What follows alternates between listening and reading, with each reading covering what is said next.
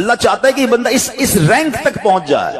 اللہ اس پر آزمائش بھیجتا ہے تاکہ میرا بندہ صبر کر لے تو اس کو وہ مرتبہ عطا ہو جائے. ہائے ہائے، یعنی آزمائش مجھ پر میرے رینک بلند کرنے، میرے درجے بلند کرنے آئی، اور ہائے میری بے صبری کہ میں نے وہ سب ثواب ضائع کر دی. نہ کریں میرے پیارے اسلامی بھائی، مشکلیں آتی ہیں. اچھا پھر پتہ ہے پرابلم کیا ہے؟ ہمارا ایک اور بڑا ایشو ہے، ہم کسی کو مسکراتا دیکھتے ہیں، کسی کو اچھے کپڑے دیکھ لیتے ہیں، کسی کی بڑی گاڑیاں دیکھ لیتے ہیں، کسی کا بڑا گھر دیکھ لیتے ہیں، ہمیں لگتا ہے یار یہ کتنا مزے میں، یار میں ہی اکیلا پریشان ہوں. یہ آپ کی بھول ہے. ایک بات یاد رکھیے گا، زندگی کی گاڑی مسائل کے پہیوں پر ہی چلتی ہے. امیر کے مسئلے اور ہیں، غریب کے مسئلے اور ہیں. شہرت جس کو ملی ہے نا، اس کے پرابلمز اور ہیں. جو غیر معروف ہے اس کی پرابلم اور ہے. زمانے میں ہر کسی کو کچھ نہ کچھ ایشو ضرور ہے. یہ نہ سمجھے کہ یار یہ اتنا مسکرا رہا ہے، کیا پتہ اس مسکراہٹ کے پیچھے کتنے دکھ چھپائے بیٹھا ہے. آپ یقین کریں، بلیو کریں، ایسا نہیں ہے کہ سب لوگ 100% خوشحال ہیں. پرابلم سب کے ساتھ ہوتے ہیں.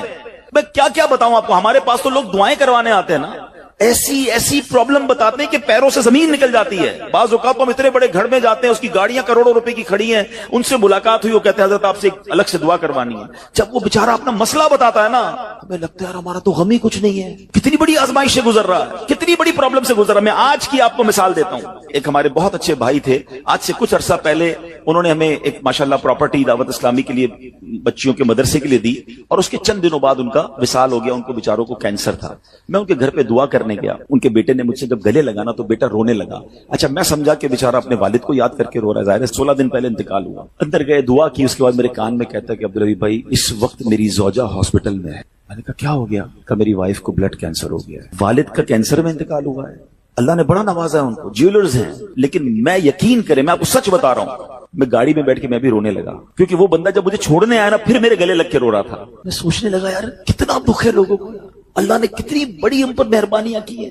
اگر مجھے کوئی بڑی بیماری نہیں ہے، میرے بچے میرے ساتھ ہیں، میری فیملی میرے ساتھ ہے، نہیں چاہیے یار دنیا کے سارے اللہ تللے، نہ ملے اتنی ساری لگژریز، صحت سے بڑھ کے کچھ نہیں ہے، مگر ہمیں اس کی قدر ہی نہیں ہے، ہمیں اس کی کوئی اہمیت کا اندازہ ہی نہیں. پوچھو ان سے، کروڑوں روپے ہیں مگر علاج نہیں ہو پا رہا، ڈاکٹر بعض اوقات مایوس کر دیتے ہیں.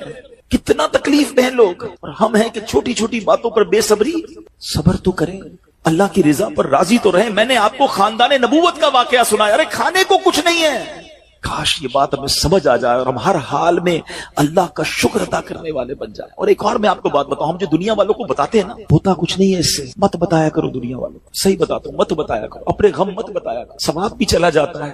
اور بعض اوقات یہ دنیا والے نا ہمارا مذاق بھی اڑاتے ہیں. ہم جب کسی کو اپنا پرابلم بتاتے ہیں نا، ہمارے سامنے تو بڑے اچھے بنتے ہیں کہ اچھا ٹھیک ہے میں کرتا ہوں کچھ، بعد میں جا کے دنیا میں باتیں کرتے ہیں، آیا تھا میرے پاس ہے، اس کا یہ مسئلہ ہے، ہاں باتیں بڑی کرتا ہے، بڑی پرابلم میں ہے. کیوں بتاؤں میں دنیا والوں کو؟ نعت کا شعر ہے نا، کسی کا احسان کیوں اٹھائیں، کسی کو حالات کیوں بتائیں، کیوں بتاؤں میں دنیا والوں کو مجھے کیا غم ہے نا. میرے آقا سلامت رہے ہیں، اللہ کے حبیب علیہ الصلوۃ والسلام ہیں، اور رب عز و جل کی بارگاہ ہے، میں ادھر عرض کروں نا. کسی کا احسان کیوں اٹھائیں، کسی کو حالات کیوں بتائیں. آقا تم ہی سے مانگیں گے تم ہی دو گے، تمہارے در سے ہی لو لگی ہے. ہاں اللہ رسول کی بارگاہ میں عرض کیا، ادھر آنسو بہاؤ، نہ بتاؤ دنیا والوں کو. ایک اور کمال کا شعر ہے کہ دنیا والے تو درد دیتے ہیں، زخمی دل کی دوا مدینہ ہے. تو جب دنیا والوں نے کوئی ہمارا بھلا کرنا بھی نہیں، نہ ان کے ہاتھ میں ہے، شفا دینے والی ذات میرے رب کی، برکت دینے والی ذات میرے رب کی، تو اللہ سے ہی باتیں کرو نا. تو آج سے یہ ذہن بنا لے میرے پیارے اسلامی بھائی، مشکل آنی ہے تو صبر کے ساتھ وہ وقت گزارنا ہے، اللہ کی رضا پر راضی رہنا ہے. وہ بڑا کریم ہے، وہ اپنے غیب کے خزانوں سے آپ کو عطا فرمائے. توجہ بیان کی طرف رکھیے گا. اور اب آتے ہیں اس پورے واقعے سے ایک اور خوبصورت بات جو ہمیں سیکھنے کو ملی، اور وہ بات کیا ہے کہ نبی پاک کے خاندان کی سخاوت کیسی تھی. مولا علی شیر خدا کے پاس صرف 6 درم تھے، آپ نے وہ سب کے سب دے دیے. مگر آج حال یہ ہے کہ لوگ اپنی زکوٰۃ ادا نہیں کرتے. آج زکوٰۃ لوگوں کو بھاری پڑنے لگ گئی ہے.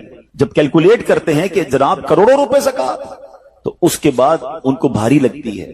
نہ کریں ایسا. یہ زکوٰۃ مال کا میل ہے، اور اگر یہ مال کا میل آپ کے مال سے جدا نہ ہوا تو یہ آپ کے مال کو بھی میلا کر دے گا. ایک بات یاد رکھیے گا، سرکار دو عالم صلی اللہ تعالی علیہ وسلم کا یہ فرمان ہے، اپنی زکوٰۃ ادا کر کے اپنے مال کو مضبوط قلعوں میں قید کر لو.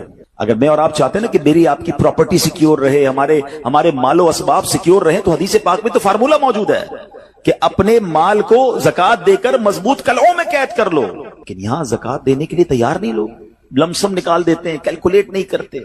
یاد رکھیے یہ مال ہی عذاب بن جائے گا اگر آپ زکات پوری ادا نہیں کرتے۔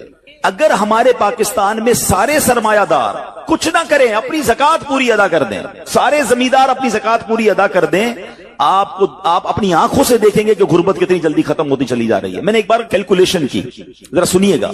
پاکستان زرعی ملک ہے، ٹھیک ہے، اور اس کی زراعت کی جو کیلکولیشن ہے وہ انٹرنیٹ پر موجود ہے، you can search your self. آپ چیک کر لیں کہ 2023 میں پاکستان کی ٹاپ 20 کراپس کون کون سی ہوئی ہیں، آپ انٹرنیٹ پر خود ڈھونڈ لیں، آپ کے سامنے اس کراپ کی کیلکولیشن بھی آ جائے گی کہ اتنے ملین ٹن، اتنے جناب کروڑ کے جی جو ہے وہ گندم ہوا، تو کاٹن ہوا، تو فروٹس ہوئے، تو شوگر ہوئی۔ پاکستان کو اللہ نے بڑا نوازا ہے۔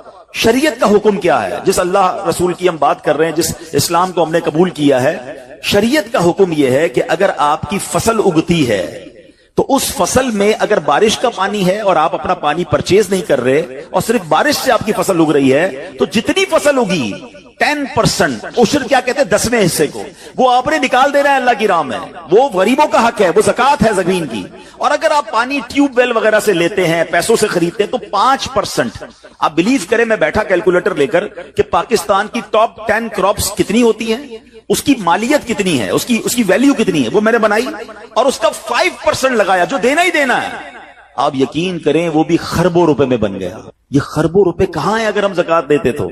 کتنے غریبوں کا بھلا ہو جاتا، کتنے گھر خوشحال ہو جاتے۔ اچھا یہ تو صرف زمین کی زکات ہے، پراپرٹیز کی زکات اربوں خربوں روپے کے لوگ مالک ہیں، مگر جب کیلکولیٹر چلاتے ہیں نا، ہوئے ہوئے ہوئے زکات جناب 10 کروڑ روپے بن جائے گی، تو پھر بھاری لگتی ہے۔ اللہ کے بندے، اللہ نے 4 ارب دیے ہیں تو 10 کروڑ زکات ہے نا، تو ٹینشن گائے کی ہے، شکر ادا کرو۔ اللہ نے دینے والا بنایا، مانگنے والا نہیں بنایا۔ مگر آج زکات بھاری پڑ گئی ہے۔ آپ کو پتہ ہے قارون کیوں دسایا گیا تھا؟ قارون یہ حضرت موسیٰ کا کزن تھا، یہ تورات کا عالم تھا اور بڑا عالم دین تھا، مگر جب حضرت موسیٰ نے اس کو زکات کا حکم دیا نا، اس کے پاس کتنے پیسے تھے کہ قرآن کہتا ہے اس کی خزانوں کی چابیاں ایک جماعت لے کر چلتی تھی، خزانے نہیں، صرف کیز آف دا ٹریجر، اتنا خزانہ تھا۔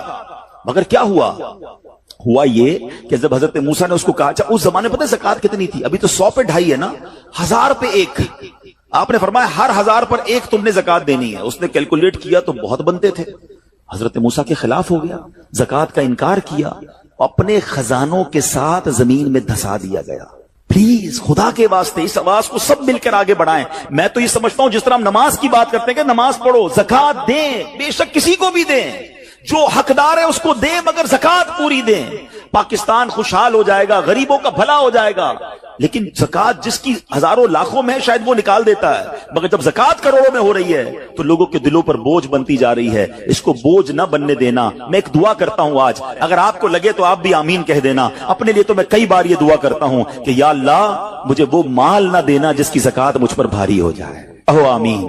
یا اللہ وہ مال دینا کہ میں خوش دلی سے تیری راہ میں زکات دوں۔ اچھا یہ بھی بڑا ایشو ہے، پیسے نکلتے ہیں تو بھاری بڑے پڑتے ہیں۔ اللہ فرماتا تم اس وقت تک بھلائی کو نہیں پہنچ سکتے جب تک اپنی پیاری چیز راہ خدا میں خرچ نہ کرو۔ آپ بہترین خرچ کرو نا، اللہ آپ کو اس سے زیادہ عطا فرمائے گا۔ اچھا جب بھی کیلکولیٹر، دیکھیں کچھ چیزیں کیلکولیٹر سے کیلکولیٹ ہوتی ہیں، مگر اللہ کی راہ میں جو خرچ کرنے والا معاملہ ہے نا، وہ رحمت کے کیلکولیٹر سے کیلکولیٹ ہوتا ہے، وہ میرے اور آپ کے کیلکولیٹر سے کیلکولیٹ نہیں ہوگا۔ آپ حساب کریں گے کہ یار مولانا صاحب کہہ رہے ہیں اللہ کی راہ میں خرچ کرنے سے مال کم نہیں ہوتا، کروڑ روپے ہیں، 2.5 لاکھ زکات دوں گا تو 97.5 بچ گئے، یہ تو کم ہو گئے۔ آپ اس کو کہیں نوٹ کر لیجئے، اگلے سال آپ کروڑ روپے کی زکات نہیں دے رہے ہوں گے، آپ اس سے زیادہ کی زکات دے رہے ہوں گے۔ یہ کیسے؟ جو بھی زکات دیتا ہے آپ اس کو پوچھ لیجئے، ہر سال اس کی زکات بڑھتی ہے۔ کیوں بڑھتی ہے بھائی؟ زکات تو کم ہو، پیسے کم ہونے چاہیے تھے۔ نہیں جناب، یہ میرے نبی علیہ الصلوۃ والسلام کا وعدہ ہے۔ ویسے تو میرے آقا جو فرمائے حق ہے، مگر اس حدیث میں اللہ کے رسول علیہ الصلوۃ والسلام نے قسم اٹھائی۔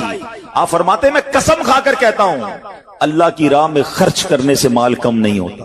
پھر تو لاک کر دو نا، پھر تو سمجھ جاؤ کہ جب نبی پاک قسم اٹھا کر فرما رہے ہیں۔ اچھا پھر آپ سب کو دیکھ لیں، جو بانٹ رہا ہے نا ہم ہر سال اس کا بڑھتے ہوئے دیکھ رہے ہیں، کم نہیں ہوتا۔ یہ بے وقوفی ہے جو یہ سوچتا ہے کہ یار دے دوں گا تو کم ہو جائے گا، نہیں۔ اور پھر میں آخری بات کر دوں اپنے بیان میں، جو ایک اور ایشو جو بہت بڑا ہم دیکھتے ہیں، ایک تو زکات پوری دینی ہے، اور انجوائے کر کے دینی ہے، خوش دلی سے دینی ہے، مزے لے کر دینی، یہ نہیں کہ دل پر بوجھ، یار کیا کروں 1 سال ہو گیا اب تو زکات دینی پڑے گی، نہیں یہ نہیں، دو اور انجوائے کرو، اللہ کی راہ میں خوش دلی سے دو۔ ایک واقعہ سن لیں، بات اور کلیریفائی ہو جائے گی۔ حضرت ابو جعفر اپنے زمانے کے بڑے ابدال ہیں، ان کے گھر میں ایک فقیر آیا تو انہوں نے اپنی زوجہ کو کہا کہ اپنے پاس کیا ہے دینے کے لیے؟ کہ حضور صرف 4 انڈے ہیں گھر میں، نتھنگ ایلس، 4 ایگز اونلی۔ کہا یہ چاروں ہی دے دو، ایمان اور عقیدہ اور بلیف دیکھیں، چاروں دے دو، چاروں دے دیے۔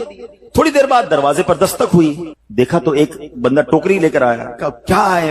بیگم سے پوچھا، کہا آپ کے دوست نے انڈے بھجوائے ہیں۔ کہا کتنے آئے ہیں؟ کہا صاحب ذرا سنیے گا، کتنے آئے؟ تو کہا کہ 30 آئے ہیں۔ کہا 30 کس حساب سے آئے؟ ہم نے تو 4 دیے تھے نا۔ اب ایمان، ان کا عقیدہ اور ان کا بلیف دیکھے، کیا 4 دیے تو 40 آنے چاہیے تھے، ایک کا 10 اللہ کا وعدہ ہے نا۔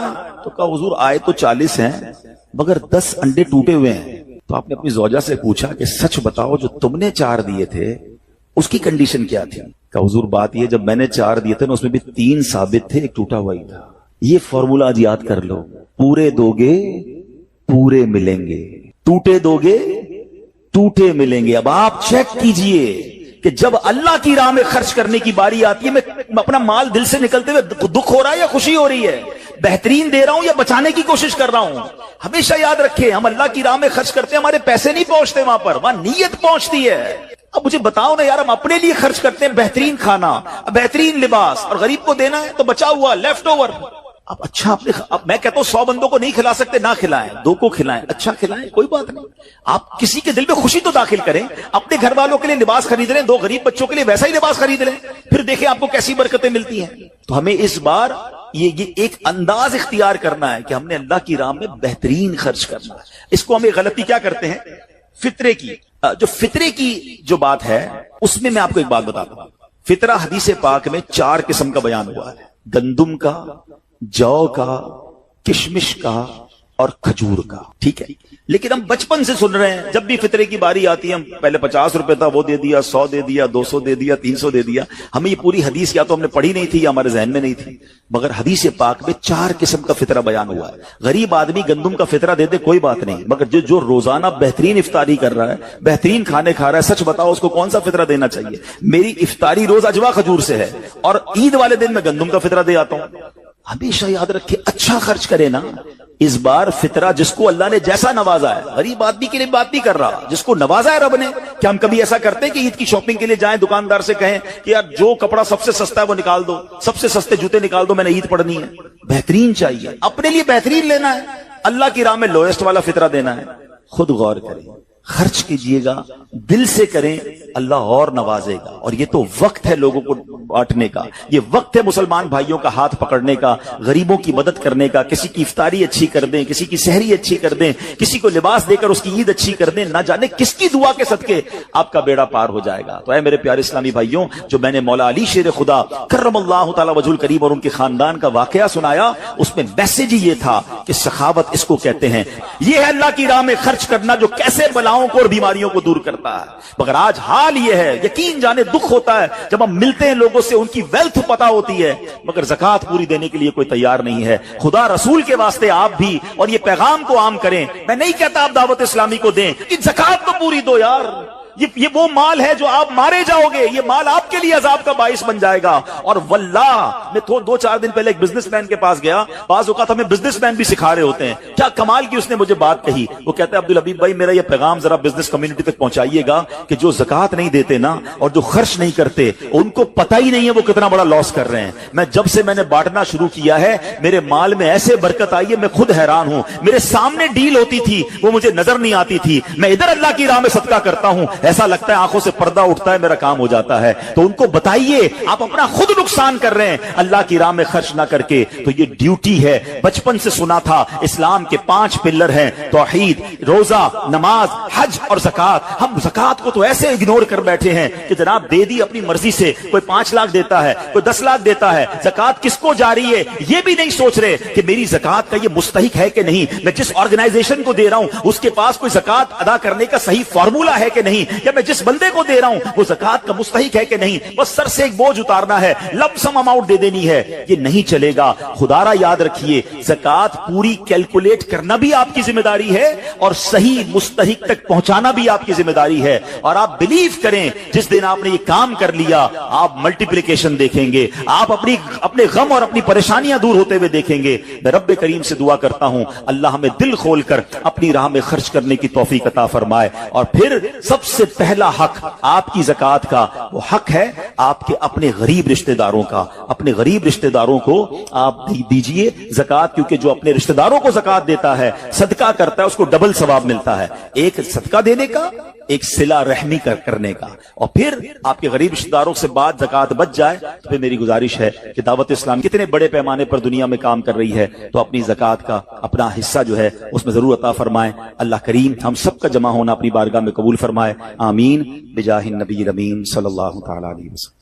سورہ فاتحہ 100 مرتبہ پڑھ کر جو دعا مانگی جائے وہ قبول ہوتی ہے. سورہ بقرہ کی تلاوت سے شیطان گھر سے بھاگ جاتا ہے. آیت الکرسی پڑھنے سے محتاجی دور ہوتی ہے. سورہ کہف کو ہمیشہ پڑھنے والا دجال کے فتنوں سے محفوظ رہے گا. والدین کی قبر پر ہر جمعہ سورہ یاسین کی تلاوت کرنے سے اس کی حروف کی تعداد کے برابر ان کے گناہ بخش دیے جاتے ہیں. سورہ الدخان پڑھنے سے مشکل دور ہوتی ہے. جو قریب المرگ ہو اس پر سورہ جاسیہ کا دم کرنے سے خاتمہ بالخیر ہوتا ہے. سورہ حجرات کا پڑھنا اور دم کر کے پینا گھر میں خیر و برکت کے لیے مفید ہے. سورہ قاف پڑھنے سے جو باغ ہوتے ہیں ان کے پھلوں میں کثرت ہوتی ہے. سبحان اللہ. سورہ رحمان 11 بار پڑھنے سے تمام مقاصد پورے ہوتے ہیں. سورہ واقعہ جو شخص روزانہ پڑھے گا اسے کبھی فاقہ نہ ہوگا. سورہ ملک کو ہر رات پڑھنے والا عذاب قبر سے محفوظ رہے گا. سورہ مزمل کو 11 بار پڑھنے سے ہر مشکل آسان ہو جاتی ہے. سورہ مدثر کو پڑھ کر حفظ قرآن کی دعا مانگنے سے قرآن کریم کا یاد کرنا آسان ہو جاتا ہے. جو بچے حفظ کر رہے ہیں ان کے لیے زبردست وظیفہ ہے. سورہ النازعات پڑھنے سے جاں کنی کی تکلیف نہیں ہوگی. سورہ ضحیٰ پڑھنے سے بھاگا ہوا آدمی واپس آ جائے گا. سورہ علم نشرح کو جس مال پر پڑھ دیا جائے اس میں خوب برکت ہوتی ہے. سورہ تین والزیتون جو ہے 3 مرتبہ پڑھنے سے اخلاق و کردار بہتر ہوتے ہیں. سورہ علق میں جوڑوں کے درد کا علاج ہے. سورہ قدر جو صبح و شام پڑھے اللہ عز و جل اس کی عزت بڑھا دے گا. سورہ بینہ برس اور یرکان کا علاج ہے. جس آدمی یا جانور کو نظر لگی ہو اس پر سورہ عادیات کا دم مفید ہے. سورہ قارعہ پڑھنے سے بلاؤں سے حفاظت رہتی ہے. سورہ تکاثر کو 300 بار پڑھنے سے جلد قرض ادا ہو جاتا ہے. کئی لوگ کہتے ہیں جناب قرض بہت ہے, چلے قرآن کا وظیفہ لے لیں, الہاکم التکاثر. یہ جو سورت ہے 300 بار پڑھنے سے بہت جلد قرض اتر جاتا ہے. سورہ عصر پڑھنے سے غم دور ہو جاتا ہے. سورہ ہمزہ اور سورہ فیل دشمن کے شر سے حفاظت کے لیے, اور سورہ قریش جان کی حفاظت کے لیے بڑی مجرب ہے, بڑا کمال کا وظیفہ ہے. سورہ ماعون بڑی مشکل کے وقت میں پڑھنا بہت مفید ہے. سورہ کوثر کی تلاوت سے بے اولاد صاحب اولاد ہو جاتا ہے. کئی بے اولاد بھی وظائف مانگ رہے ہوتے ہیں. سورہ کافرون 1/4 قرآن کے برابر ہے. سورہ زلزال نصف قرآن کے برابر ہے. سورہ اخلاص 1/3 قرآن کے برابر ہے. اور سورہ فلق اور سورہ ناس سے جن اور شیطان اور حاسدوں کے شر سے حفاظت رہتی ہے. پھر کیوں نہ ہم قرآن سے دوستی کر لیں, کیوں نہ قرآن کو اپنا ورد بنا لیں. استغفار جہاں گناہوں کی معافی ہے نا, وہاں یہ بہت سارے مسائل کے حل کی کنجی بھی ہے. آپ اگر پرابلم میں ہیں, روزی کے مسائل ہیں, اولاد نہیں ہو رہی ہے یا کوئی بھی پرابلم ہے, ایک واقعہ سنیے. امام حسن بصری رحمۃ اللہ تعالی بہت بڑے بزرگ ہیں. ایک شخص آ کر کہتا حضور قحط کی پوزیشن آ گئی ہے, بارش نہیں ہو رہی, دعا فرمائیں کہ وظیفہ عطا فرمائیں. آپ نے فرمایا استغفار کرو. وہ چلا گیا. اچھا ایک بزرگ بیٹھے تھے ان کے پاس, حضرت ربیع بن صبیح رحمۃ اللہ, وہ دیکھ رہے تھے. دوسرا بندہ آیا, کہتا حضور تنگ دستی ہے, کاروبار میں ڈاؤن ہے, رزق میں تنگی ہے. آپ نے فرمایا استغفار کرو. تیسرا شخص آیا, کہتا حضور اولاد نہیں ہو رہی ہے, حصول اولاد کے لیے وظیفہ لینا ہے. فرمایا استغفار کرو. چوتھا بندہ آیا, وہ کہتا ہے کہ حضور میرے باغ میں فصلوں میں پیداوار کی کمی ہے. فرمایا استغفار کرو. حضرت ربیع بن صبیح کہتے ہیں حضور پہلا بندہ الگ پرابلم لے کر آیا, دوسرا الگ, تیسرا الگ, چوتھا الگ, چاروں کو ایک ہی وظیفہ استغفار استغفار. ہائے ہائے بڑوں کی بڑی باتیں ہیں. قرآن میں بھی پڑھتا ہوں, قرآن آپ بھی پڑھتے ہیں, مگر دیکھو اللہ والے کیسے پڑھتے ہیں. کیا خوبصورت جواب دیا آپ نے. آپ فرماتے ہیں سورہ نوح 12:29 آیت نمبر 10 سے 12 کی آپ نے تلاوت فرمائی. اب ذرا قرآن سنیے گا. بسم اللہ الرحمن الرحیم استغفروا ربکم انہ کان غفارا یرسل السماء علیکم مدرارا ویمددکم باموال وبنین ویجعل لکم جنات ویجعل لکم انہارا. سبحان اللہ. ذرا سنیے گا, اپنے رب سے معافی مانگو. استغفروا ربکم انہ کان غفارا, بے شک وہ بڑا معاف کرنے والا ہے. اب دے گا عطا, کیا فرمائے گا؟ یرسل السماء علیکم مدرارا, وہ تم پر موسلا دھار بارش بھیجے گا. وَيُمْدِدْكُمْ بِأَمْوَالٍ وَبَنِينَ وَيَجْعَلْ لَكُمْ جَنَّاتٍ وَيَجْعَلْ لَكُمْ أَنْهَارًا. فرمایا اور مالوں اور بیٹوں سے تمہاری مدد فرمائے گا, اور تمہارے لیے باغات بنا دے گا, اور تمہارے لیے نہریں بنائے گا. باغات بھی بڑھ رہے ہیں, اولاد بھی عطا ہو رہی ہے, مال بھی بڑھ رہا ہے, بارش بھی ہو رہی ہے. اس چیز سے, استغفار سے. تو استغفار یہ آپ کے بہت سارے پرابلمز کا حل ہے, مسائل کا حل ہے. بس اپنی زبان استغفار سے تر رکھے. اچھا, پھر اس میں تھوڑی سی شرمندگی بھی ہو. ایسا نہیں کہ استغفار بھی ہو رہا ہے اور دماغ کہیں اور ہے, مسکرا بھی رہے ہیں, ہنس بھی رہے ہیں, اور استغفر اللہ, کسی سے معافی مانگتے ہوئے ہنستا ہے کیا بندہ؟ استغفر اللہ ربی من کل ذنب واتوب الیہ, یا اللہ میں اپنے سارے گناہوں سے تجھ سے معافی مانگ رہا ہوں. بہت سارے استغفار کے سیکھ ہیں. استغفر اللہ العظیم من کل ذنب عظیم, اے اللہ میں تجھ سے استغفار کرتا ہوں, وہ رب جو بہت عظیم ہے, اپنے سارے بڑے گناہوں سے میں استغفار کرتا ہوں. الگ سیغوں سے اللہ کی بارگاہ میں استغفار کریں. ہو سکے تو کبھی گناہ یاد آئیں تو آنسو بھی بہ رہے ہوں, مگر یہ استغفار اللہ کو بڑا پسند ہے. رنج و غم مٹانے والے آقا رسول خدا احمد مجتبی صلی اللہ تعالی علیہ وآلہ وسلم نے فرمایا, جو مجھ پر ایک مرتبہ درود پاک پڑھے اللہ پاک اس پر 10 رحمتیں نازل فرمائے گا. جو مجھ پر 10 بار درود پاک پڑھے رب کریم اس پر 100 رحمتیں نازل فرمائے گا. اور جو مجھ پر 100 مرتبہ درود پاک پڑھے اللہ پاک اس کی دونوں آنکھوں کے درمیان لکھ دے گا کہ یہ بندہ منافقت اور جہنم کی آگ سے آزاد ہے. سبحان اللہ. نام حضرت پہ لاکھ بار درود, نام حضرت پر لاکھ بار درود, بے عدد اور بے شمار درود. ہم کو پڑھنا خدا نصیب کرے, دم بدم اور بار بار درود. مومنوں آپ پر پڑھے جاؤ با ادب اور با وقار درود. جو محب نبی ہے اے کافی, جو محب نبی ہے اے کافی, چاہیے اس کو بار بار درود.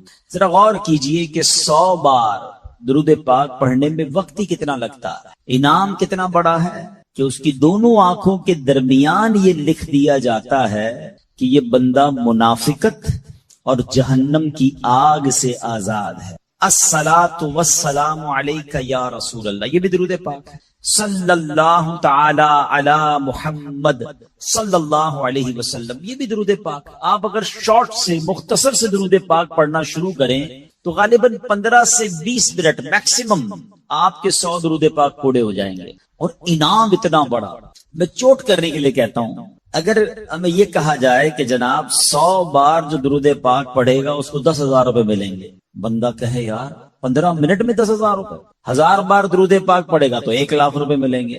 سبحان اللہ. اب دنیا کا اگر کوئی انعام اعلان کر دیا جائے تو سارے لوگ اسے کرنے کے لیے تیار ہو جاتے ہیں. یہ آخرت کا کتنا بڑا انعام ہے. ہر درود پر 10 رحمتیں. آپ یقین کریں کروڑوں روپے خرچ کر کے بھی ایک رحمت نہیں خریدی جا سکتی. اللہ نہ چاہے جس پر رحمت, کون رحمت لے سکتا, مگر درود پاک سبحان اللہ ہر درود پر رحمتیں برس رہی ہیں. اس وقت جو حالات چل رہے ہیں, معاملات چل رہے ہیں, ہم سب چاہتے ہیں ہماری بھی حفاظت رہے, ہمارے بچوں کی, ہمارے کاروبار کی, ہمارے گھر بار کی حفاظت رہے. ہم سفر پر جائیں تو خیر سے جائیں, واپس بھی خیر سے آئیں. تو سبحان اللہ مجھے بتائیے جس پر رحمت الہی برستی رہے تو اس کی کیسی حفاظت ہو جائے گی. تو گھر سے نکلے تو درود پڑھیں, سفر میں درود پڑھیں, بچوں کو کہیں کہ وہ گھر پہ درود پاک پڑھیں, تو انشاءاللہ یہ سارا رحمتوں کا حصار جو ہے ہمارے ارد گرد رہے گا. اللہ مجھے بھی اور آپ کو بھی کثرت سے درود پاک پڑھنے کی توفیق عطا فرمائے. آئیے مل کر محبت کے ساتھ بآواز بلند درود پاک پڑھ لیں. صلو علی الحبیب صلی اللہ تعالی علی محمد صلی اللہ علیہ وسلم نبی کی شان میں ہو جس قدر درود پڑھو، محبوں پاؤ گے جنت میں گھر درود پڑھو، ہزار درد کو یہ ایک دوا کفایت ہے، ہزار درد کو یہ ایک دوا کفایت ہے، جو پیش آئے ذرا بھی خطر درود پڑھو۔ ایک بار پھر درود پاک پڑھ لے، صلو علی الحبیب صلی اللہ تعالی علی محمد صلی اللہ علیہ وسلم۔ میرے پیارے اسلامی بھائیو، علامہ ابن حجر رحمت اللہ تعالی فرماتے ہیں درود پاک ایک نیکی نہیں ہے۔ سبحان اللہ، ہم درود پڑھتے بعضوں کا سمجھتے ہیں ایک نیکی کمالی، یہ کئی نیکیوں کا مجموعہ ہے۔ درود پڑھنے سے ایمان تازہ ہوتا ہے، یہ ایک نیکی۔ درود کی برکت سے نبی پاک علیہ الصلوۃ والسلام پر یقین بڑھتا ہے، یہ دوسری نیکی۔ درود پاک پڑھنے میں تعظیم مصطفیٰ ہے، ریسپیکٹ آف رسول اللہ صلی اللہ تعالی علیہ وسلم ہے، یہ تیسری نیکی۔ درود پاک پڑھنے سے آخرت پر ایمان پکا ہوتا ہے، یہ چوتھی نیکی۔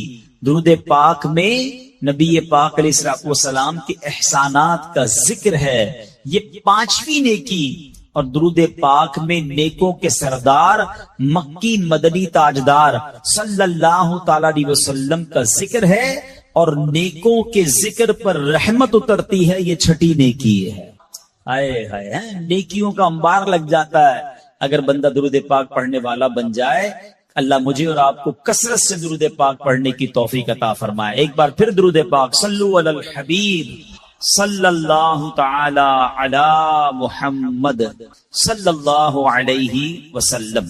ایک واقعہ بڑا مشہور واقعہ ہے اور قرآنی واقعہ ہے۔ ابراہیم علیہ السلام اس کی بات نہیں مانتے تھے، وہ اللہ وحدہ لا شریک کی بات کرتے تھے۔ نمرود خدائی کا دعویٰ کرتا تھا۔ بڑے طویل واقعات ہیں کہ کس طرح نمرود کے دربار میں رہ کر حضرت ابراہیم نے حق کی دعوت دی۔ نمرود نے کہا کہ میں خدا ہوں، تو آپ نے فرمایا خدا تو وہ ہے جو زندہ کرتا ہے۔ تو نمرود نے کیا کیا، ایک بندہ جس کو سزائے موت سنا دی گئی تھی اس کو جیل سے نکال کے رہا کر دیا، کہا دیکھو میں نے بھی زندہ کر دیا، اس کی تو موت لکھی ہوئی تھی نا، سزائے موت ہو گئی تھی، میں نے اس کو فارغ کر دیا۔ آپ نے فرمایا اللہ تو وہ ہے جو موت دیتا ہے۔ تو اس نے ایک عام بندے کو پکڑا اور اس کو قتل کا حکم دے دیا، اس کو مار دیا، کہا کہ موت تو میں بھی دیتا ہوں۔ حضرت ابراہیم علیہ السلام نے کہا کہ میرا رب وہ ہے جو مشرق سے سورج کو نکال کر مغرب میں طلوع کرتا ہے، اگر تو خدا ہے تو مغرب سے نکال کر دکھا۔ اب اس کے پاس کوئی جواب نہیں تھا، یہ کیسے کر سکتا ہے کوئی؟ تو بہرحال کمال کا جذبہ تھا، کمال کا یقین تھا اللہ وحدہ لا شریک پر، ایسا یقین، سبحان اللہ۔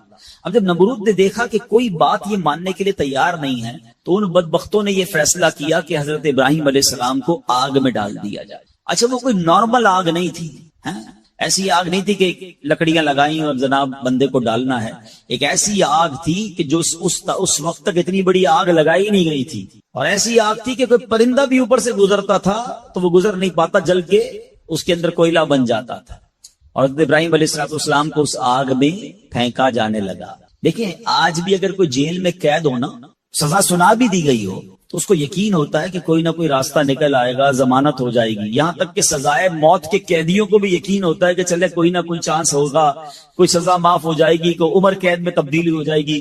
سنا ہے پاکستان کی جیلوں میں کئی سال سے لوگ ہیں سزائے موت کے قیدی ہیں مگر ان کو سزائے موت نہیں ہو رہی، تو کوئی نہ کوئی یقین یا امید رہتی ہے۔ حضرت ابراہیم علیہ السلام کو آگ میں پھینک دیا گیا، اپنی طرف سے اچھال دیا گیا۔ تو جبریل امین آئے اور آ کر کہا کہ اے ابراہیم کوئی حاجت ہے تو بتائیں۔ حضرت ابراہیم علیہ السلام کہتے ہیں مجھے تم سے کوئی حاجت نہیں ہے۔ کہا پھر جس سے حاجت ہے اس کو بتا دینا، اللہ رب العالمین کی بارگاہ میں تو عرض کریں۔ تو آپ نے کہا حسبی من سؤالی علمہ بحالی، اے جبرائیل میں کس حال میں ہوں میرا رب کریم جانتا ہے، اس کا جاننا میرے مانگنے سے بہتر ہے۔ یقین کے لیول تو دیکھے نا، اللہ دیکھ رہا ہے نا، میرے مانگنے سے بہتر یہ کہ وہ جانتا ہے، اس نے دیکھا ہے، اسے معلوم ہے مجھے آگ میں ڈالا جا رہا ہے، اگر وہ راضی تو میں بھی راضی۔ پنجابی شاعر کہتے ہیں نا، جے سونا میرے دکھ وچ راضی میں سکھ نو چلے پاوا ہوں، اگر میرا مالک میرے دکھ میں راضی ہے تو میں نے سکھ کو کیا کرنا ہے۔ یہ کیسا یقین تھا، مگر اس یقین کا نتیجہ کیا نکلا کہ قرآن میں رب فرماتا ہے یا نار کونی برداً و سلاما علی ابراہیم۔ پھر آگ کو رب نے کیا حکم دیا، ذرا سمجھیے گا بات کو، اللہ کی قدرت کا کیسا نظارہ ہے اس واقعے میں۔ مجھے بتائیے آگ کا کام کیا ہے؟ آگ کا کام تو جلانا ہی ہے نا. عقل بھی کہتی ہے, سائنس بھی کہتی ہے, تجربہ بھی کہتا ہے, جب بھی آگ ہے کوئی چیز ڈالو جلی جاتی ہے. مگر اسی آگ کو رب نے کیا حکم دیا, اے آگ ابراہیم پر ٹھنڈی اور سلامتی والی ہو جا. اللہ اکبر. حضرت ابراہیم کا ایمان ایسا تھا, یقین ایسا تھا کہ اتنی بڑی آگ جو ہے حضرت ابراہیم کے لیے گلزار بن جاتی ہے, باغ بن جاتی ہے. اچھا پھر ہوا کیا کہ نمرود جو ہے کچھ دنوں کے بعد, ایسا نہیں فوراً, کچھ دنوں تک آگ جلتی رہی. حضرت ابراہیم اس میں ڈالے جا چکے تھے. نمرود نے سوچا دیکھوں تو صحیح کہ ابراہیم کا حال کیا ہوا ہے. وہ اپنے محل کی چھت پر چڑھ گیا, اور چھت پر چڑھنے کے بعد اس نے آگ کی طرف دیکھا. وہ حیران ہو گیا کہ حضرت ابراہیم اس اتنی بڑی آگ میں ایسے بیٹھے ہوئے ہیں جیسے بندہ باغ میں بیٹھا ہوتا ہے. بالکل اس آگ نے کوئی بال بھی بیکا نہیں کیا. حضرت ابراہیم چند منٹوں یا چند گھنٹوں میں نہیں رہے. تفاسیر میں لکھا کہ حضرت ابراہیم علیہ السلام اس آگ میں ایک روایت کے مطابق 7 دن اور ایک روایت کے مطابق 40 دن اس آگ میں رہے. مگر جب آپ باہر آتے ہیں تو آگ کی نے کوئی اثر آپ پر نہیں ڈالا. اللہ اکبر. اچھا پھر اس نے کیا کیا, نمرود نے یہ کیا کہ ہو سکتا ہے یہ آگ کی جو نا یہ کیٹیگری ٹھیک نہیں ہے, یہ آگ جلانے والی آگ نہیں ہے. تو نمرود نے پریکٹیکل کرنے کے لیے ایک اور بندے کو اس آگ میں ڈال دیا. حضرت ابراہیم اس آگ میں موجود ہیں اور بڑے نارمل طریقے سے بیٹھے ہوئے ہیں, آگ جل رہی ہے. تو نمرود نے ایک اور شخص کو آگ میں ڈالا. جیسے ہی وہ بندے کو آگ میں ڈالا, اس آگ نے اس بندے کو جلا کر راکھ کر دیا. یعنی اس آگ کا کام جلانا تھا, مگر میرا رب جس کے لیے چاہے وہ آگ گلزار بن سکتی ہے. اللہ اکبر. آپ علیہ الصلوۃ والسلام کا جب یہ معجزہ لوگوں نے دیکھا تو کئی لوگ کلمہ پڑھ کر مسلمان ہو گئے. مگر نمرود کے نصیب میں ایمان نہیں تھا. لیکن اس واقعے سے سیکھنے کو کیا ملا؟ یقین, بلیف, اللہ پر بھروسہ. اور اگر رب پر بھروسہ ہونا تو ایسے کام آج بھی اپنی آنکھوں سے ہم دیکھ سکتے ہیں. ہاں, شاعر مشرق کہتے ہیں نا, اگر آج بھی ہو ابراہیم سا ایمان پیدا, there is only one condition, ایمان وہ چاہیے, یقین وہ چاہیے. اگر آج بھی ہو کیسا ایمان, ابراہیم سا ایمان پیدا, آگ کر سکتی ہے انداز گلستان پیدا. آج بھی غموں کی آگ باغ بنے گی, آج بھی آپ کی مشکلوں کی آگ باغ بنے گی. مگر پرابلم یہ ہے کہ یہ بھروسہ کہاں ہے, وہ یقین کہاں ہے اللہ پر. ڈگمگا گئے ہم لوگ, ہمارے یقین اور بھروسے ہل گئے ہیں. اللہ اکبر. آئیے ایک اور واقعہ سنتے ہیں. حضرت ابو مسلم خولانی رحمت اللہ تعالی علیہ, ان کو امت کا حکیم کہا جاتا تھا. بڑے کمال کی شخصیت اور بڑے عقل مند اور دانا تھے. آپ کے دور میں آپ یمن میں رہتے تھے اور آپ تابعی بزرگ ہیں. تابعی کس کو کہتے ہیں؟ جس نے کسی صحابی کو ایمان کی حالت میں دیکھا ہو اور اس کا خاتمہ بھی ایمان پر ہی ہوا ہو. تابعی, سبحان اللہ. وہ تابعی بزرگ تھے, یمن میں رہتے تھے. آپ کے دور میں ایک شخص تھا اسود انسی. اس بندے نے معاذ اللہ نبوت کا جھوٹا دعویٰ کر دیا اور ایک دن زبردستی آپ کو اپنے پاس بلایا اور پوچھا کہ کیا تم گواہی دیتے ہو کہ محمد صلی اللہ تعالی علیہ وسلم اللہ کے رسول ہیں؟ کہا ہاں بالکل, میرے آقا علیہ السلام اللہ کے نبی ہیں, سچے نبی ہیں, وہ میرے آقا ہیں, میں ان پر ایمان رکھتا ہوں. تو پھر وہ کہتا اچھا یہ گواہی دیتے ہو کہ میں بھی اللہ کا رسول ہوں؟ حضرت ابو مسلم خولانی کہتے ہیں کہ میں نے نہیں سنا تم کیا کہتے ہو, یعنی سنا ہی نہیں اس کی بات, سنی انسنی کر دی. اسود انسی کو بڑا غصہ آیا, اس نے فوراً حکم جاری کیا کہ بڑی اور خوفناک آگ جلائی جائے. آگ جلائی گئی. ابو مسلم رحمت اللہ تعالی کو اس دہکتی آگ میں ڈال دیا جائے, حکم دے دیا. آپ کا ایمان ٹس سے مس نہیں ہوا, آپ کھڑے رہے اور آپ کو اٹھا کر آگ میں ڈال دیا گیا. سبحان اللہ. جس رب نے حضرت ابراہیم کے لیے آگ کو ٹھنڈا کیا تھا نا, گلزار کیا تھا, ابو مسلم خولانی رحمت اللہ تعالی کے لیے بھی وہ آگ سلامتی والی ہو گئی. بالکل صحیح سلامت آگ سے باہر آ گئے. اسود انسی نے جب یہ دیکھا کہ یہ اتنی بڑی کرامت, اب یہ لوگوں کو پتا چل جائے گا تو میری تو نبوت کا جو دعویٰ ہے وہ بیڑا غرق ہی ہو جائے گا. تو ان کو آزاد بھی کر دیا اور کہا کہ فوراً یہاں سے آپ چلے جائیں. تو آپ کو یمن سے نکال دیا. آپ یمن سے نکلے اور مدینہ منورہ حاضر ہو گئے. غلامی میں نہ کام آتی ہے شمشیریں نہ تدبیریں, غلامی میں نہ کام آتی ہیں نہ شمشیریں نہ تدبیریں, جو ہو ذوق یقین پیدا تو کٹ جاتی ہیں زنجیریں.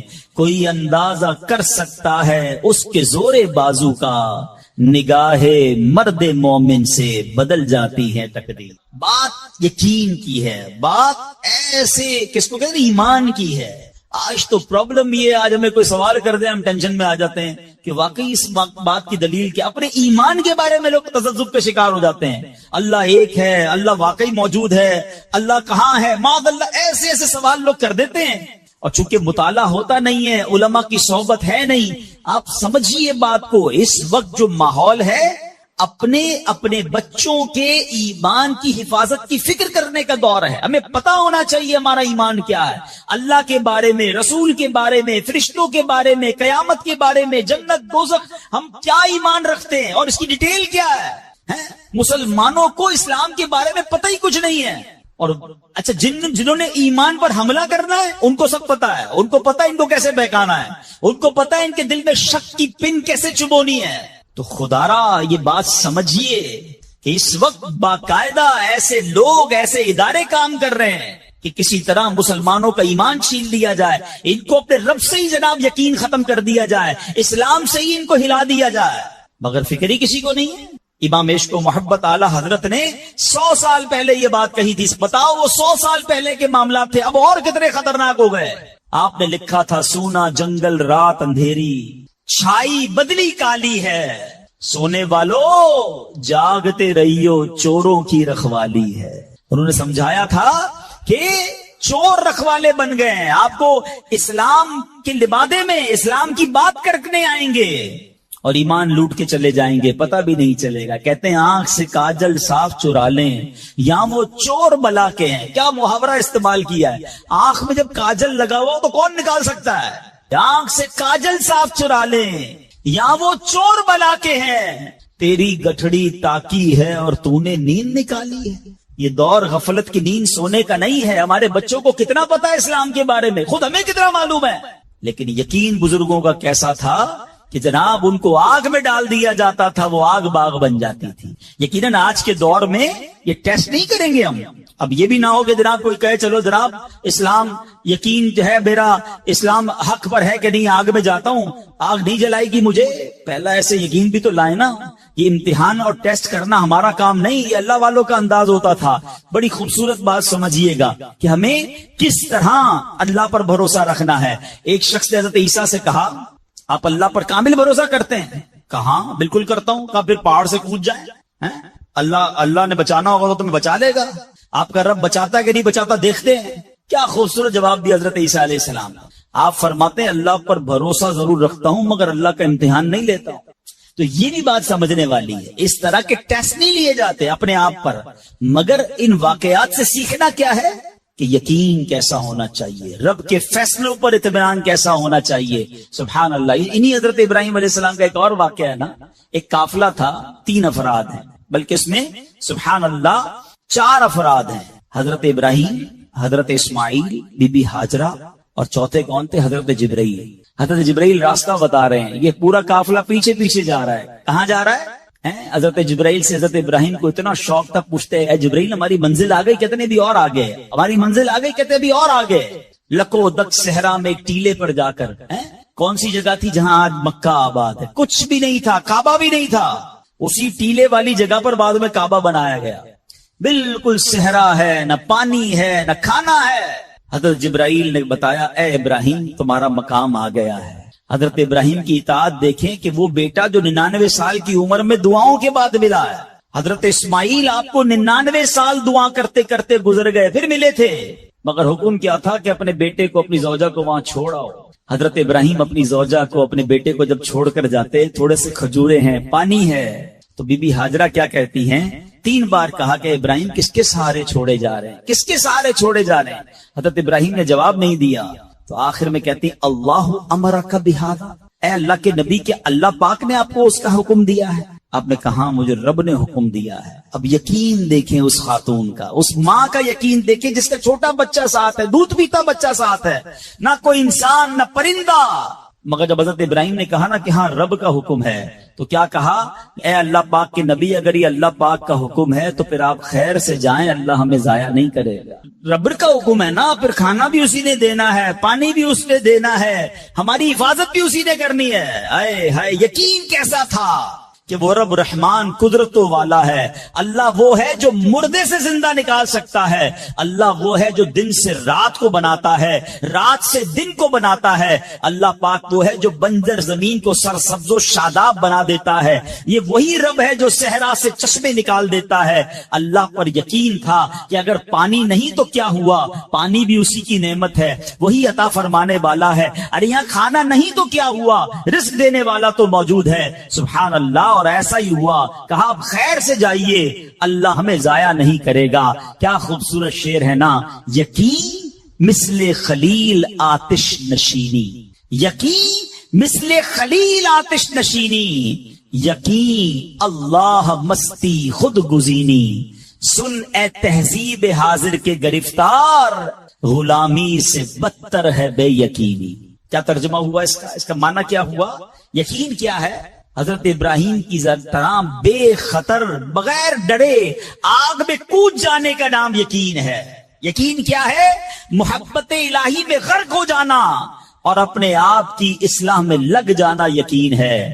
ایک بڑا پیارا واقعہ ہے. ایک گاؤں میں بارش نہیں ہو رہی تھی اور لوگ پیاسے مر رہے تھے. کئی سال ہو گئے بارش نہیں ہو رہی تھی. آخرکار گاؤں والوں نے پلان کیا کہ سارے گاؤں والے جمع ہوتے ہیں اور مل کر دعا کرتے ہیں. نماز استسقاء اور اس کا ایک پورا طریقہ ہے دعا کا. ایک قطرہ بارش کا نہیں پڑ رہا تھا, مویشی بھی پیاسے, لوگ بھی پیاسے, کنویں بھی سوکھ گئے تھے. اب جب گراؤنڈ میں لوگ جمع ہوئے نا تو ایک نوجوان ہاتھ میں چھتری لے کر آیا. لوگ اس کا مذاق اڑانے لگے. ارے اللہ کے بندے, سالوں ہو گئے بارش نہیں ہوئی, تم چھتری لے کر آئے ہو؟ تو کہتا مانگنے کس سے آیا ہوں, اس رب نے بارش تو دینی ہے, واپسی کیا بھیگتا ہوا جاؤں گا. اور علماء کہتے ہیں جب دعا شروع ہوتی ہے تو اتنی بارش ہوتی ہے کہ پورا گاؤں بھیگتا جاتا ہے, وہ نوجوان چھتری کے سائے میں جا رہا ہے. فرمایا یہ اس نوجوان کا یقین تھا جس کی وجہ سے یہ بارش ہوئی ہے. کاش یہ بات سمجھ آ جائے. ارے رب پر بھروسہ نہیں کرو گے تو کس پر بھروسہ کرو گے؟ اپنے دین پر, اللہ رسول کے فرمان پر ہی ہمیں بھروسہ نہیں ہے. غور کیجئے, یہ یقین لے آؤ واپس, زندگی میں موج آ جائے گا. زندگی اتنی پرسکون ہو جانی ہے اگر اللہ کے فیصلوں پر یقین آ جائے, اللہ کی عطاؤں پر یقین ہو جائے, آخرت کے وعدوں پر یقین ہو جائے, نبی پاک کی حدیثوں پر یقین ہو جائے. اعلیٰ حضرت رحمت اللہ تعالی علیہ کا کیسا یقین تھا. ایک بار غالباً اپنی والدہ کے ساتھ حج پر جا رہے تھے. اس زمانے میں پانی کے شپ جاتے تھے. اتنا زبردست رف سی ہو گیا, طوفان آ گیا, لوگ ڈر گئے, کلمے پڑھنے لگے, یہاں تک کہ لوگوں نے کفن نکال لی ہے کہ چلو کفن پہن لے, ڈوبنے والا ہے جہاز.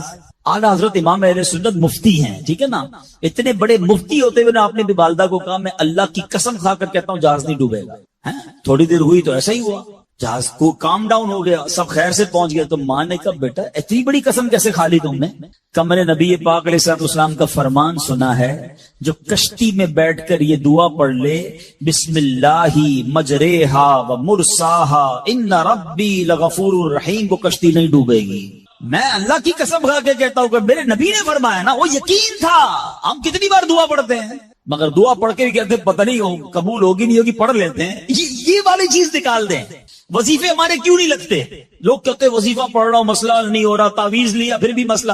تعویذ پہنتے وقت بھی خیال ہی ہوتا ہے چلو یار پہن لیتے ہیں, پتہ نہیں ہونا ہے نہیں ہو تو کچھ نہیں ہونا. وظیفہ پڑھ لیں اور کہہ رہے پتہ نہیں ہو, پہلے یقین لائیں. اچھا ڈاکٹر بھی یہی کہتے ہیں, یہ صرف اب یہ وظائف اور ان چیزوں میں نہیں, آپ اگر ڈاکٹر پر بھی یقین نہ رکھیں نا کہ یار اس کی دوائی پتہ نہیں کام کرتی ہے نہیں کرتی, کیونکہ بہت ساری چیزوں کے پیچھے یقین, ول پاور.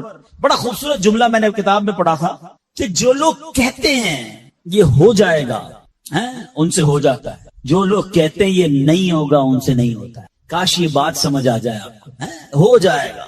اب کر لو گے, بڑے بڑے کام لوگ کر جاتے ہیں, میں کر لوں گا انشاءاللہ, پتہ نہیں ہوگا نہیں ہوگا, ٹرائی کر لیتا ہوں, پہلے ہی سمجھ لو نہیں ہوگا. اندر حوصلہ تو لائیں نا, یقین تو لائیں. اگر رب پر ہی بھروسہ نہیں ہوگا تو ہم کدھر جائیں گے؟ اب ذرا سنیے گا, امیر علیہ سنت نے ایک بڑا پیارا واقعہ اپنے رسالے میں لکھا کہ ایک ڈاکوؤں کا گروہ جو تھا ڈکیتی کے لیے ایک جگہ پہنچا, تو وہاں کھجور کے 3 درخت تھے. ایک درخت خشک تھا یعنی اس میں پھل نہیں لگے ہوئے تھے, دوسرا درخت پھلدار تھا. تو ڈاکوؤں کا سردار نے دیکھا کہ ایک چڑیا جو ہے وہ پھلدار درخت سے اڑتی ہے, خشک درخت پر جاتی ہے, واپس پھلدار درخت پہ آتی ہے, پھر خشک درخت پر جاتی ہے. تو اس نے کہا چکر لگائی جا رہی ہے, کوئی ماجرا ہے. تو اس نے غور سے دیکھا تو کیا دیکھا کہ وہ چڑیا جو ہے وہ پھلدار درخت سے جو ہے وہ کھجور لیتی ہے اور جب خشک درخت پر جاتی ہے تو وہاں ایک اندھا سانپ منہ کھولے بیٹھا ہے، وہ چڑیا جا کر اس کے منہ میں کھجور ڈال کے آتی ہے، پھر دوبارہ جاتی ہے کھجور لا کر پھر اس سانپ کے منہ میں ڈالتی ہے۔ وہ جب ڈاکوؤں نے دیکھا تو وہ تو حیران ہو گیا، رونے لگ گیا کہ اے اللہ پاک، یہ وہ جانور ہے سانپ جس کو مارنے کا حکم تیرے پیارے حبیب علیہ الصلوۃ والسلام نے دیا ہے، کیونکہ یہ مسلمانوں کو تکلیف پہنچاتا ہے، مگر تو نے جب اس کی آنکھیں لی تو اس کی رزق کا انتظام کر دیا اور ایک چڑیا کی ڈیوٹی لگا دی کہ وہ جا کر اس کو کھانا پہنچائے۔ تو میں تو اشرف المخلوقات ہوں، میں تیرے بندوں کو لوٹ رہا ہوں، اے اللہ تو میری توبہ قبول فرما، میں آئندہ ایسا نہیں کروں گا۔ یہ رونے لگا، اب یہ سوچ رہا ہے سبحان اللہ۔ تو اللہ اکبر، غیب سے آواز آئی کہ اے فلاں، میری توبہ کا دروازہ کھلا ہوا ہے۔ ڈاکو کہتا ہے یا اللہ میں نے توبہ کی، پھر غیب سے آواز آئی ہم نے تیری توبہ قبول کر لی۔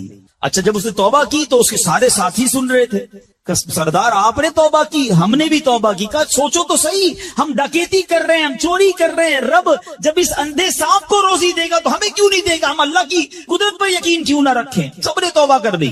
اب جب توبہ کر لی تو انہوں نے کہا کہ اب ایسا کرتے ہیں کہ حج کو چلتے ہیں۔ سارا قافلہ بنا کر ڈاکوؤں کا قافلہ توبہ کر کے چلا حج کرنے۔ جب مکہ پاک کے قریب پہنچے نا تو وہاں ایک نابینا بڑھیا تھی، وہ ہر قافلے والے سے اس ڈاکوؤں کے سردار کا نام لے کے پوچھتی تھی وہ بندہ آیا تو ڈاکوؤں کو جب قافلہ ہے تو کہا میں ہی تو وہ ہوں، تو کہا یہ میرے کپڑے تمہارے لیے ہیں۔ بولا آپ مجھے کپڑے کیوں دے رہی ہے؟ کہا میرا ایک بیٹا تھا اور وہ بیٹا جو ہے اس کے کچھ دن پہلے، بڑا نیک بیٹا تھا میرا، کچھ دن پہلے اس بیٹے کا انتقال ہوا ہے، یہ اسی کے کپڑے ہیں۔ 3 دن سے مسلسل نبی پاک علیہ الصلوۃ والسلام میرے خواب میں تشریف لا رہے ہیں اور فرما رہے ہیں کہ اس نام کا بندہ آئے گا، اس کو یہ کپڑے دے دینا۔ ہائے ہائے، ذرا سوچو تو صحیح، جب رب توبہ قبول کرتا ہے تو مرتبے کیسے بڑھا دیتا ہے۔ کاش یہ بات سمجھ آ جائے۔ اللہ سے بندہ جب دوستی کر لیتا ہے نا، اللہ پچھلے گناہ معاف فرما دیتا ہے، بلکہ اللہ راضی ہو جائے تو گناہوں کو نیکیوں میں بدل دیتا ہے۔ مگر کیسے اس ڈاکو کو توبہ نصیب ہوئی؟ یقین، کاش حرام کمانے والا، سود کا کام کرنے والا، کاش رشوت لینے والا، ڈاکہ ڈالنے والا، چوری کرنے والا یہ سوچے کہ میں کیوں کر رہا ہوں، ملاوٹ کرنے والا سوچے۔ اللہ پر بھروسہ تو رکھو یار، رب نے میرا نصیب لکھا ہوا، جو میرے نصیب میں مجھے مل کر رہے گا۔ کاش یہ بات سمجھ آ جائے۔ صدیق اکبر رضی اللہ تعالیٰ مسلمانوں کے پہلے خلیفہ، جب آپ نے یہ آیت پڑھی نا قرآن پاک میں، اللہ ارشاد فرماتا ہے وَمَا مِن دَابَّةٍ فِي الْأَرْضِ إِلَّا عَلَى اللَّهِ رِزْقُهَا۔ اللہ فرماتا ہے اور زمین پر چلنے والا کوئی جاندار ایسا نہیں جس کا رزق اللہ کے ذمہ کرم پر نہ ہو۔ آپ فرماتے کہ جب سے میں نے یہ آیت پڑھ لی، خدا کی قسم میں نے روزی کی فکر کرنا چھوڑ دی ہے، کہ جب اللہ نے ہر کسی کا رزق اپنے ذمے پہ لے لیا تو مجھے کس بات کی ٹینشن ہے؟ کاش ہمیں یہ بات سمجھ آ جائے کہ ہمیں اب ذرا غور کریں۔ ابھی یہ اجتماع ختم ہوگا، اگر میں آپ سب کو کہوں کہ بتائیں آپ کے لیے کیا دعا کروانی ہے، تو تقریباً 70-80% لوگوں نے بتایا کیا کہنا ہے، حضور روزی میں برکت کی دعا کر دیں، کاروبار میں برکت کی دعا کر دیں، نوکری نہیں لگ رہی اس کی دعا کر دیں۔ میں نہیں کہتا یہ دعا نہیں کرنی چاہیے، اللہ سے نہیں مانگیں گے تو کس سے مانگیں گے؟ لیکن کوئی تو کہے کہ میری ایمان پر موت کے لیے دعا کر دیں، میری قبر جنت کا باغ بن جائے اس کے لیے دعا کر دیں، میں آخرت میں جاؤں تو اللہ مجھ سے راضی ہو جائے اس کے لیے دعا کر دیں۔ فرق دیکھیں، میری اور آپ کی ٹینشن کیا ہے؟ دنیا، روزی، مال، حالانکہ اس کا وعدہ ہے، دانے دانے پر لکھا ہے کھانے والے کا نام، مجھے مل کر رہے گا، مگر اللہ نے مغفرت کا وعدہ نہیں کیا ہے۔ اس کی دعا کہاں ہے؟ اس کی ٹینشن کیوں نہیں ہے؟ ایسے کئی لوگ مجھے بھی ملے، آپ کو بھی ملے ہوں گے، یار رات کو نیند نہیں آ رہی، کیوں؟ بس یار کاروبار کی ٹینشن بہت ہے۔ کبھی زندگی میں ایک رات میری اور آپ کی ایسی گزری کہ اس ٹینشن میں نیند نہ آئی ہو کہ قبر میں جاؤں گا تو قبر جنت کا باغ بنے گی یا دوزخ کا گھڑا بنے گی، کلمے والی موت ملے گی کہ نہیں، جنت میں جاؤں گا یا دوزخ میں جاؤں گا، میزان عمل پر جب اعمال تولے جائیں گے گناہ کا پلڑا بھاری ہوگا یا نیکیوں کا پلڑا بھاری ہوگا۔ یار آج جون جولائی کی گرمی، ہیٹ اسٹروک کی باتیں ہو رہی ہیں، 50 ڈگری میں حال برا ہو گیا، سورج 1 میل پر جب ہوگا اور لوگوں کی پیاس زبان سے باہر زبانیں آئیں گی، مجھے جام کوثر نہ ملا تو میرا کیا بنے گا؟ کبھی اس کی ٹینشن، اس کا وعدہ نہیں ہے، یہ اللہ سے دعا کرنی ہے، اس کے لیے کوشش کرنی ہے۔ ساری زندگی ایک ہی ٹینشن، چھوٹا گھر ہے تو بڑا کرنا ہے، کاروبار کو وسیع کرنا ہے، اور آمدنی، اور میں نہیں کہتا دعا نہ کریں، کوشش نہ کریں، خدا نہ خواستہ اس کا کوئی یہ مطلب ڈالے کہ چلو بھائی اب تو اللہ نے اپنے ذمہ کرم پر لے لیا تو اب کوئی کام کاج نہیں کرنا. نہیں، دنیا عالم اسباب ہے، اسباب کا کشکول لے کر بارگاہ الہی میں جانا ہے اور توکل والے انداز میں دعا کرنی ہے تو اپنی رحمت کے سمندر سے ہمارے اسباب کے کشکول میں وہ ہماری روزی عطا فرمائے گا. اسباب اختیار ضرور کرنے، مگر اسی فکر میں زندگی تو برباد نہ کر دینا کہ سارا صبح سے لے کر شام تک ایک ہی ٹینشن. بھروسہ رکھے رب پر، یقین رکھے رب پر. آج حال یہ ہے بچہ پیدا ہو جائے تو ٹینشن، او ہو اب میرا بچہ ہو گیا، اس کی آگے پرورش میں کیسے کروں گا، اس کی تعلیم کا کیا ہوگا، اور خاص طور پہ بچی پیدا ہو جائے تو ایسے بدبخت لوگ ہیں کہ اب جناب بیوی کو برا بھلا کہہ رہے ہیں، خاندان میں جھگڑے ہو رہے ہیں بچی کی پیدائش پر کہ اب اس کی شادی کیسے ہوگی، یہ تو بوجھ آ گئی ہے. معاذ اللہ. سمجھ نہیں آتی کہ جس رب نے بچی دی ہے انشاءاللہ رزق بھی وہی دے گا، اسباب بھی وہی دے گا. ارے جب اس نے مجھے پالا ہے وہ اس کو بھی پالے گا. کیا خوبصورت بات علماء نے لکھی، جو رب ہاتھی کو من اور چونٹی کو کن دے سکتا ہے وہ مجھے بھی میرا رزق عطا فرمائے. آپ ذرا سوچیں تو صحیح، کس کس کو رزق دیتا ہے. حدیث پاک کا مضمون ہے تم اللہ پر بھروسہ کرو، جیسا بھروسہ کرنے کا حق ہے وہ تمہیں ایسے روزی دے گا جیسے پرندوں کو روزی دیتا. پرندوں کو سمجھتے کتنی کیسے روزی ملتی ہے؟ کبھی گھونسلے دیکھے پرندوں کے؟ اچھا پہلے تو یہی نہیں پتا کراچی والوں کو تو پرندے دیکھنے کو نہیں ملتے. ہم نے درخت کاٹ کے پورا شہری کنکریٹ کا جنگل بنا دیا. ورنہ یہ پوچھے بزرگوں سے، ہم بھی چھوٹے تھے تتلیاں بھی دکھتی تھی، صبح مدرسے اسکول جاتے تھے تو کوئل کی آواز بھی آتی تھی. اب تو کراچی والوں کے ہارن کی آواز آتی ہے ہم کو. اب تو یہ پرندے بھی چلے گئے. کہاں چلے گئے؟ ہم نے درخت کاٹے، ہمیں نظر ہی نہیں کہ درخت ہے کیا. آج گاڑی پارک کرنے کے لیے ہر بندہ درخت کا سایہ ڈھونڈ رہا ہے مگر درخت لگاتا نہیں ہے. کاش یہ بات سمجھ آ جائے کہ جتنے درخت لگتے جائیں گے شہر یا ملک خوشگوار بھی ہوگا، موسم بھی کول ڈاؤن ہو جائے گا. یہ جو آج ہم کہتے ہیں نا اتنی گرمی بڑھتی جا رہی ہے، اس کی بڑی وجہ یہ ہے، یہ میرا موضوع نہیں ہے، لیکن جو موسم کا تغیرات، کلائمیٹ ڈس آرڈر ہے. کاش یہ بات سمجھ آئے کہ پلانٹیشن نہیں ہم کر رہے، ہم پودے نہیں لگاتے بلکہ پودے کاٹ دیتے ہیں. کتنے درخت کاٹے، کتنے جنگل ختم کر دیے ہم نے. الحمدللہ دعوت اسلامی کا شعبہ FGRF، ہم اب پلانٹیشن ہم کرتے چلے جا رہے ہیں. 30 لاکھ پودے لگائے مگر یہ تھوڑے ہیں. کاش میری یہ بات لوگ سن رہے ہوں کہ اگر آپ نے اپنے آنے والی نسلوں کو خوشگوار موسم دینا ہے، اچھے حالات دینے ہیں، ٹھنڈی چھاؤں دینی ہے، آکسیجن کی فیکٹریاں دینی ہیں، تو ہم سب کو کم از کم ایک پودا لگانا چاہیے. 24 کروڑ پاکستانی سب صرف ایک پودا لگائیں اور اس پودے کو درخت بنائیں. صرف پودے کو بچے کی طرح پالیں. آپ یقین کریں ہمارا ملک ایک پورا ملکی باغ بن جائے گا. تو اب ذرا سوچیں کہ ہمیں یہ بات سمجھنی ہے کہ یہ گھونسلے، یہ جو حدیث میں سنا رہا تھا بات کہاں سے چلی کہ اللہ پرندوں کو کیسے رزق دیتا ہے. آپ کو پتا پرندے کتنے؟ ایک تحقیق کے مطابق اس دنیا میں جتنے انسان ہوتے ہیں نا ملٹی پلائی بائی 10 جانور ہوتے ہیں. اگر 800 کروڑ انسان ہیں، 8 ارب کے قریب آبادی ہو گئی دنیا کی. 800 کروڑ 8 ارب، تو آپ سمجھو کہ 80 ارب جانور ہیں دنیا میں. اور کہا جاتا ہے ملٹی پلائی بائی 10 کریں اس کو تو کتنے پرندے ہوتے ہیں. یعنی اس کا مطلب 800 ارب کم و بیش پرندے ہیں دنیا میں. آپ نے پرندوں کے گھونسلے دیکھے کبھی؟ یہ جب گھر سے صبح اڑتے ہیں نا اپنے گھونسلے سے، سب کے پیٹ خالی ہوتے ہیں. گھونسلے میں کوئی کبڈ نہیں ہوتی ہے، کوئی شام کا دوسرے دن کا چارہ نہیں ہوتا ہے، بچے چھوٹے چھوٹے چھوڑ کر جاتے ہیں. مگر یہ 800 ارب پرندے جب شام کو گھونسلے میں آتے ہیں اللہ سب کو رزق دے چکا ہوتا ہے. کوئی پرندہ دنیا میں بھوکا نہیں سوتا. کیا خوبصورت بات. سمجھو اس کا مزہ لو نا. رب ہاتھی کو من دیتا ہے. اس کو ہاتھی کو کتنا کھانا چاہیے؟ دنیا میں کتنے ہاتھی ہوں گے؟ اس کو روز کے منو کھانا مل جاتا ہے. اور چونٹی کو کن چاہیے ہوتا ہے چھوٹا سا، وہ رب اس کو کن بھی دے دیتا ہے. پرندوں کو روزی دے دیتا ہے. اور جو اشرف المخلوقات ہیں وہ ٹینشن کھا رہے ہیں. وہ کبھی بلڈ پریشر کی گولی، تو کبھی شوگر کی گولی، کبھی ڈاکٹر کے پاس. ٹینشن بہت ہے ڈاکٹر صاحب 2 سال بعد کیا ہوگا، مارکیٹ ڈاؤن. ارے بھائی تم سب چیزوں کا وعدہ ہے اور تم اس ٹینشن میں رہ گئے. ارے یہ کوشش کرنی تھی تو آخرت کی کرنی تھی، اللہ کو راضی کرنے کی کرنی تھی. لیکن ان تمام باتوں کے باوجود جیسے میں نے کہا نا کہ چھوڑنا نہیں ہے کام کاج. کچھ بیوقوف لوگ یہ سمجھ رہے ہوتے ہیں ایسا نہیں ہوگا. بڑی خوبصورت ایک بات اور کر دوں کہ اللہ پر بھروسہ کیسا کرنا ہے. ایک صوفی بزرگ شیخ سعدی لکھتے ہیں کہ ایک شخص تھا گھر سے محنت مزدوری کے لیے کام کاج کے لیے نکلا.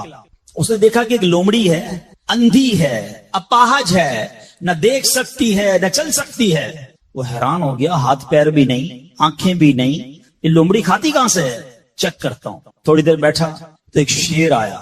شیر نے کہیں سے شکار کیا تھا, وہ اپنا شکار لومڑی کے آگے ڈال دیا. اندھی لومڑی, اس نے جو کھانا تک کھایا باقی شیر لے کے چلا گیا. اس نے کہا کمال ہے جناب, اپاہج لومڑی کو رب رزق دیتا ہے تو مجھے کیا ضرورت ہے نوکری کرنے کی, مجھے کیا ضرورت ہے کام کاج کرنے کی. جا کے بیٹھ گیا مسجد میں, 3 دن ذکر کرتا رہا, عبادت کرتا رہا, ایک دانہ کھانے کو نہیں ملا. اللہ اللہ اللہ اللہ کر رہا ہے. اس کے بعد جب بھوک سے بحال ہو گیا تو اللہ سے فریاد کی, یا اللہ مجھے کوئی رزق نہیں ملا. کیا شاندار ارشاد ہوتا ہے, ابھی کیسا زبردست جملہ ہے. ارشاد ہوا تو نے لومڑی دیکھی ہے, شیر نہیں دیکھا ہے. لومڑی کیوں بننا ہے, شیر بننا, اپنا رزق بھی کما اور دوسرے کو کھلانے والا بن جا.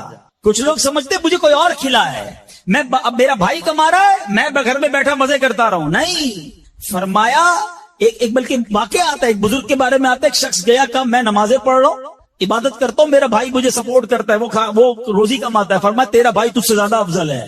اللہ کو یہ پسند ہے کہ بندہ اپنے ہاتھ سے کمائے, کسی پہ ڈیپینڈیبل نہ رہے, کسی پر بوجھ نہ رہے. یہ شریعت کو محمود ہے. کوشش کرنی ہے, پھر اس کے بعد اللہ پر چھوڑ دینا ہے. کوشش سے انکار نہیں ہے, مگر صرف کوشش کرتے کرتے نمازیں بھی جا رہی ہیں, بھروسہ بھی رب پہ جا رہا ہے, یقین بھی ختم ہو رہا ہے, صبح سے شام مال کما رہا ہے, یہ پسندیدہ نہیں ہے.